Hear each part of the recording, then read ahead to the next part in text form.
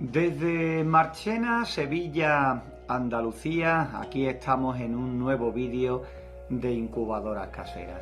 Estamos en esta serie que estamos dedicando a la grabación que realizábamos el pasado fin de semana de esa convivencia organizada por Angas, del cual ya el miércoles os mostrábamos un pequeño adelanto de lo que allí estaba expuesto, de lo que allí pudimos ver, ¿no? Nosotros hace ya muchos años, estuvimos varios años cuidando, criando gallos y gallinas de la raza Serama. La verdad es que estuvimos bastante tiempo y tuvimos unos ejemplares bastante bonitos, pero por aquel entonces todavía no había mucha cantidad aquí en nuestro país y evidentemente la calidad había que pagarla y muy cara, ¿no? Ahora nuestra sorpresa fue la verdad muy agradable cuando pudimos comprobar que en esta exposición había bastantes gallos y gallinas Serama. Son, como muchos dicen, los gallos, las gallinas más pequeñas del mundo. Según el peso, pues están clasificadas en clase A, clase B y clase C, ¿no? Dependiendo del peso, pues podemos encuadrarlas en una categoría o en otra, ¿no? Siendo la más pequeñita la clase A, donde ahí tenemos pollos y gallinas miniaturas. Si a eso añadimos el pose, sobre todo de los gallos, que son siempre más vistosos en este tipo de aves, de los gallos cuando están erguidos, sacando pecho y con la cabeza hacia atrás buscando la cola y demás, la verdad es que son espectaculares. Ya digo que esta especie es una de mis debilidades y disfruté mucho, y la verdad es que recordé en el tiempo que nosotros estuvimos criando estas especies de gallo. Muy buena calidad en los ejemplares que había allí expuestos y haciendo la delicia de todos los que asistieron a ver los animales que allí podíamos encontrar, ¿no? En la vecina localidad de Utrera. Por eso, para compartir esta experiencia con vosotros, vamos a dejaros con los gallos y gallinas Seramas que pudimos grabar allí. La lástima es que no tuviéramos algo que poner al lado para que os hicierais una idea del tamaño de algunos ejemplares que vimos allí.